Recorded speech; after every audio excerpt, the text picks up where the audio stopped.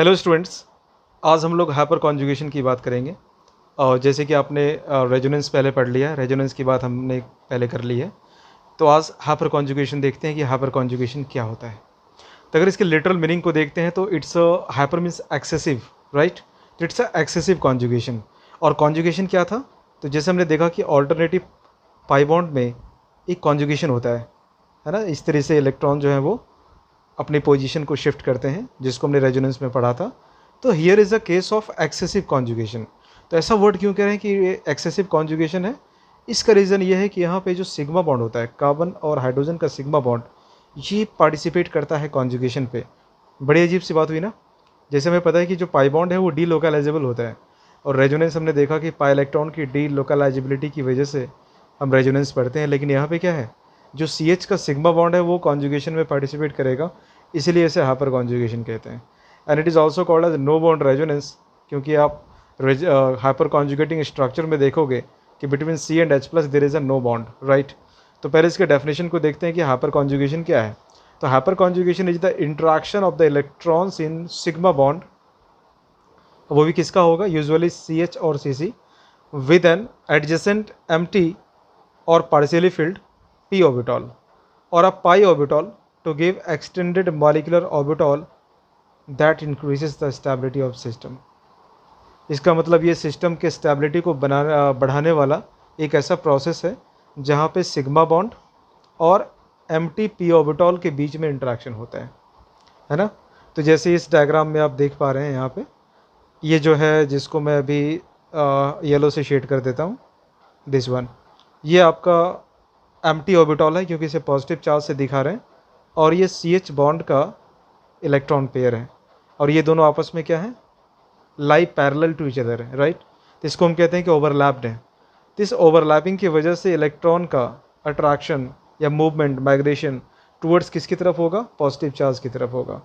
तो C H bond का electron अगर इस पे आ जाता है, कार्बन वाले पॉजिटिव चार्ज पे आ जाता है, तो आप देखते हो कि ये दोनों p ऑर्बिटल जो हैं वो इस इलेक्ट्रॉन पेयर के साथ ये शेयर्ड हो गए, और हाइड्रोजन यानी H प्लस के साथ, हाइड्रोजन आयन के साथ कार्बन का अब कोई बॉन्ड नहीं रहा, इसलिए भी इसे हम लोग नो बॉन्ड रेजोनेंस कहते हैं।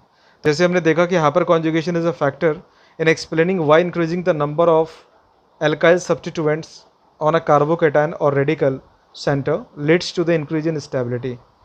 इसका ये मतलब है कि मान लो कि कार्बन पे पॉजिटिव चार्ज है, और यहाँ पे मैंने इसके ऑल थ्री पोजिशंस पे CH3 ग्रुप लगा दिया है, जिसको एल्काइल सब्स्टिट्यूएंट कह रहे हैं। या फिर मान लो कि सिर्फ एक CH3 ग्रुप लगा होता और दो हाइड्रोजन होते, या फिर एक पॉसिबिलिटी है कि दो मिथाइल ग्रुप होता और एक हाइड्रोजन होता।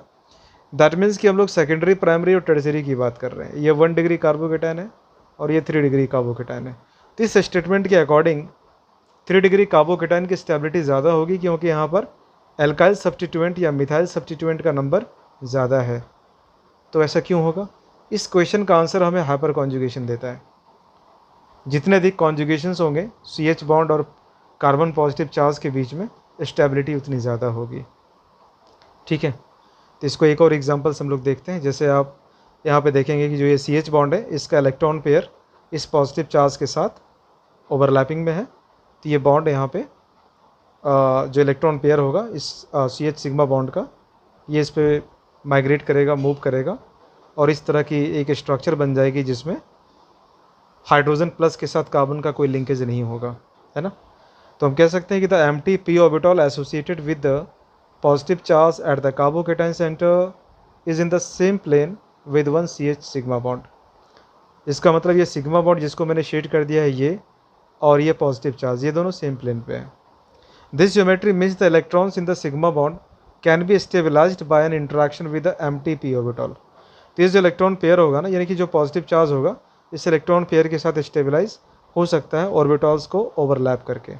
इन this diagram shows the similarity with the resonance and the structure on the right has double bond no bond character. तो यहाँ पे आप देखते हैं कि ये डबल बॉन्ड का कैरेक्टर आ गया, और इसमें नो बॉन्ड का कैरेक्टर आ गया H प्लस के साथ, तो इसलिए इसे हम लोग नो बॉन्ड रेजोनेंस कह देते हैं, ठीक है। एक और एग्जांपल लेंगे यहाँ पर हाइपर कॉन्जुगेशन का। तो जैसे आप देख पा रहे हैं कि CH बॉन्ड का इलेक्ट्रॉन इस पॉइंट पे आता है, तो CH डबल बॉन्ड CH2 अपने पाई बॉन्ड को ब्रेक कर देगा, और अब कार्बन पे नेगेटिव चार्ज है और H+ के बीच में कोई भी बॉन्ड नहीं है, तभी इसको नो बॉन्ड रेजोनेंस कह रहे हैं। और जैसे कि आप यहाँ पे देख पा रहे हैं कि there are 2 more CH bonds are also there, तो ये बारी बारी से ये वाला CH भी यहाँ पर नो बॉन्ड रेजोनेंस में पार्टिसिपेट कर गया और नेक्स्ट टाइम ये वाला CH भी नो बॉन्ड रेजोनेंस में पार्टिसिपेट कर जाएगा। दैट मीन्स कि जितने अल्फा हाइड्रोजन्स होंगे उतने हाइपर कॉन्जुगेटिंग स्ट्रक्चर यहाँ पे आ जाता है। अब ये अल्फा हाइड्रोजन क्या है, तो मान लो कि कार्बन पे पॉजिटिव चार्ज था, तो इससे एडजेसेंट जो कार्बन होगा उसको अल्फा कार्बन कहेंगे और अल्फा कार्बन से जो हाइड्रोजन अटैच होगा उसको अल्फा हाइड्रोजन कह देंगे। बात आई समझ में? या फिर मान लो कि एक sp2 हाइब्रिड कार्बन है लाइक दिस, इस sp2 हाइब्रिड कार्बन यानी डबल बॉन्ड वाले कार्बन से नेक्स्ट जो sp3 हाइब्रिड कार्बन होगा इसे हम लोग अल्फा कार्बन कह देंगे और अल्फा कार्बन से जो हाइड्रोजन अटैच होगा इसको अल्फा हाइड्रोजन कह देंगे। तो जितने अधिक अल्फा हाइड्रोजन होंगे उतने अधिक हाइपर कॉन्जुगेशन की स्ट्रक्चर यहाँ पे बन जाती है। तो फिर इसका एप्लीकेशन क्या है, तो देखो हाइपर कॉन्जुगेशन से आप एल्कीन की स्टेबिलिटी को बता सकते हो, है ना। जैसे आपको पता है कि CC सिग्मा बॉन्ड जो है it's a free to rotate and as it does so each of the CH sigma bond in turn undergoes the stabilising interaction. तो CC बॉन्ड हमें पता है कि वो फ्री टू रोटेट है। इसका ये मतलब हुआ कि अब अगर अभी ये बॉन्ड इस वाले पॉजिटिव चार्ज के साथ, आप कह सकते हो कि ये अगर इसके प्लेन पे है तो नेक्स्ट टाइम बॉन्ड रोटेट होकर इसको मैं 1 कह देता हूँ, इसको 2 कह देता हूँ और इसको 3 कह देता हूँ। तो ये तीनों ही हाइड्रोजन 1 बाय 1 रोटेशन की वजह से एक कार्बन सिंगल बॉन्ड कार्बन के अबाउट जो रोटेशन होगा इसकी वजह से इस पॉजिटिव चार्ज के साथ उसके प्लेन पे आ जाएगा। दैट मीन्स कि जितने भी अल्फा हाइड्रोजन होंगे वो बारी बारी से इस हाइपर कॉन्जुगेशन में पार्टिसिपेट कर सकते हैं, राइट।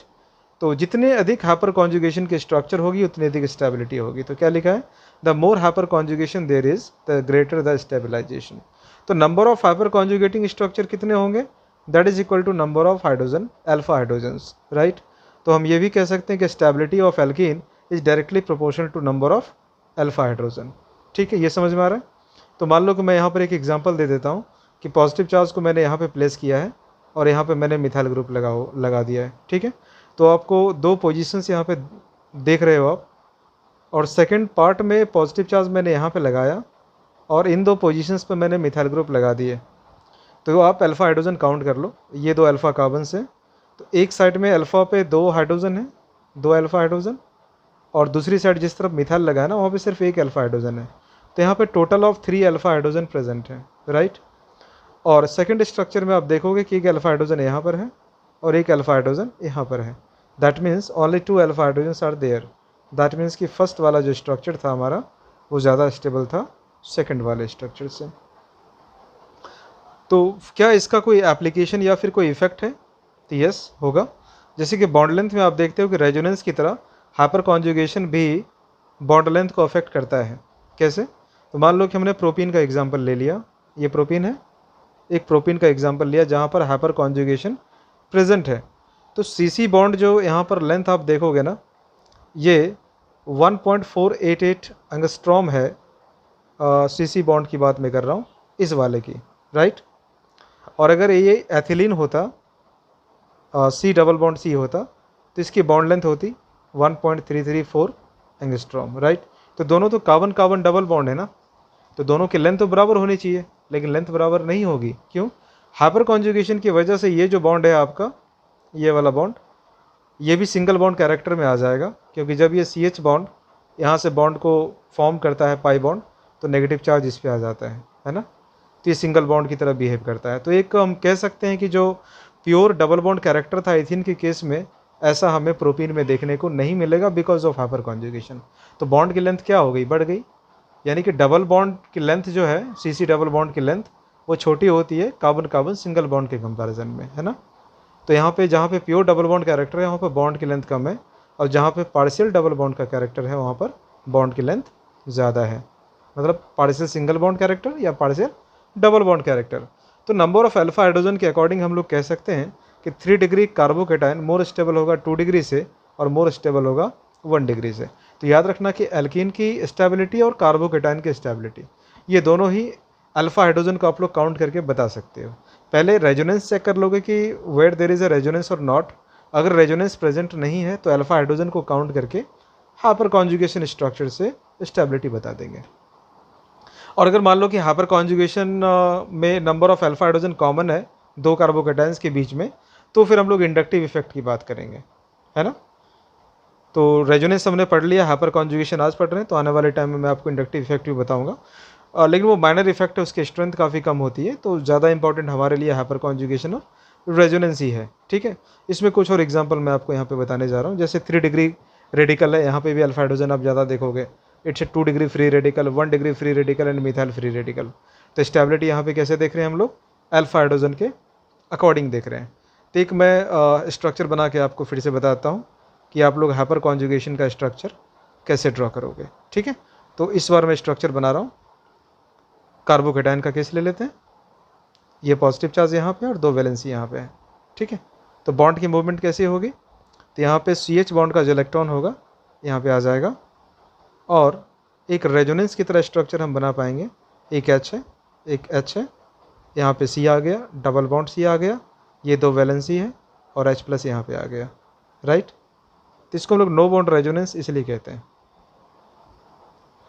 और नेक्स्ट टाइम पे क्या कर सकते हैं, अगली बार ये जो बॉन्ड होगा इस हाइड्रोजन का, ये पार्टिसिपेट करेगा, राइट, हाइपर कॉन्जुगेशन में, ये फॉर्म करेगा, ये H प्लस पे आ जाएगा। फिर मान लो कि हमने अगर केस लिया होता एल्कीन का, राइट, तो एल्कीन का केस भी हम लोग देख लेते हैं कि एल्कीन में क्या होता। तो जैसे मान लो कि हमने लिया है केस प्रोपीन का, तो CH3 पहले दिखा देते हैं। अल्फा हाइड्रोजन का होना काफ़ी इंपॉर्टेंट है, and without that hyper conjugation को आप नहीं बता पाओगे, ठीक है ना। तो यहाँ से भी हम लोग एक मैकेनिज्म के थ्रू देखते हैं कि ये CH बॉन्ड का सिग्मा इलेक्ट्रॉन शिफ्ट हुआ, तो कार्बन की वैलेंसी 4 को एक्सेप्ट नहीं कर सकते ना, क्योंकि सेकंड पीरियड का एलिमेंट है। तो नेक्स्ट स्ट्रक्चर आपको दिखेगा H, single bond C, single bond H, और ये H प्लस है क्योंकि CH बॉन्ड का इलेक्ट्रॉन अब यहाँ पे आ गया, इसने पाई बॉन्ड बना दिया, then C H, single bond CH2 और नेगेटिव चार्ज यहाँ पे आ गया, ठीक है ना। तो रेजोनेंस की तरह स्ट्रक्चर दिख रहा है, लेकिन C और H प्लस के बीच में कोई बॉन्ड नहीं है, इसलिए इसे हम लोग नो बॉन्ड रेजोनेंस कहते हैं। और ये रिमेनिंग 2 अल्फा हाइड्रोजन में भी पार्टिसिपेट कर लेगा हाइपर कॉन्जुगेशन में, ठीक है, समझ में आ गया। तो stability of free radical, stability of alkene और स्टेबिलिटी ऑफ कार्बोकेटाइन, अगर इनकी स्टेबिलिटी की बात करेंगे तो हमें हाइपर कॉन्जुगेशन की बात करनी पड़ेगी। फिर एक केस होता है हमारा रिवर्स हाइपर कॉन्जुगेशन का। रिवर्स का मतलब क्या होगा कि जस्ट अभी जो हमने हाइपर कॉन्जुगेशन का स्ट्रक्चर दिखाया था कि किस तरह से CH का जो सिग्मा बॉन्ड था वो माइग्रेट कर रहा था और H पे पॉजिटिव चार्ज आ रहा था। इस बार आप देखोगे कि जो Cl होगा उस पर नेगेटिव चार्ज आएगा और उसके मूवमेंट की डायरेक्शन अपोजिट हो जाएगी, राइट। तो इसमें कह सकते हैं कि in the given system the effect operates in the reverse direction, hence the conjugation in such system is called as reverse hyper conjugation. तो CH2 डबल बॉन्ड CH, फिर सिंगल बॉन्ड C और ये Cl, अल्फा पोजीशन पे 3 chlorine लगा हुआ instead of hydrogen. तो इस case में आप देखेंगे कि अगर ये पाई बॉन्ड यहाँ से माइग्रेट होता है, क्योंकि कार्बन इलेक्ट्रॉन डेफिशिएंट हो गया ना, 3 क्लोरीन जो इलेक्ट्रॉन विड्रॉइंग ग्रुप लगे हुए हैं इस कार्बन को इलेक्ट्रॉन डेफिशिएंट कर देता है, इस वाले कार्बन को। तो इस कार्बन की तरफ पाई बॉन्ड का माइग्रेशन हुआ, तो कार्बन अपनी वैलेंसी को एक्सपेंड तो नहीं कर सकता, तो ये सिग्मा बॉन्ड यहाँ से टूट जाएगा CCl का। तो अगला स्ट्रक्चर आप देखोगे CH2 पॉजिटिव चार्जेस पे आ गया, right, single bond CH, then यहाँ पे आप देखते हो डबल बॉन्ड C, 2 Cl आ गए और एक Cl यहाँ पे नो बॉन्ड रेजोनेंस में दिखेगा नेगेटिव चार्ज के साथ, राइट। तो आपने देखा होगा कि हाइपर कॉन्जुगेशन में इस वाले कार्बन पे नेगेटिव चार्ज आ रहा था और यहाँ पर H प्लस था, इसमें रिवर्स हो गया, कार्बन पे पॉजिटिव चार्ज आ रहा है और H प्लस की जगह पे Cl माइनस है, इसलिए इसे रिवर्स हाइपर कॉन्जुगेशन कहते हैं। तो समझ में आ गया कि अगर अल्फा पोजीशन पे electron withdrawing group like halogen यानी कि Cl या Br प्रेजेंट है, तो यहाँ पे पॉसिबिलिटी किसकी होगी, रिवर्स हाइपर कॉन्जुगेशन की। तो मैं उम्मीद करता हूँ कि ये टॉपिक आपको हाइपर कॉन्जुगेशन समझ में आ गया होगा, इसके एप्लीकेशन भी समझ में आ गए होंगे कि किस तरह से ये स्टेबिलिटी ऑफ कार्बोकेटाइन, एल्कीन और फ्री रेडिकल का डिसाइड करता है। तो नेक्स्ट क्लास में एक नए टॉपिक, एक नए कॉन्सेप्ट के साथ दोबारा आपसे मिलना होगा। And for this time thank you so much, keep learning and keep enjoying life.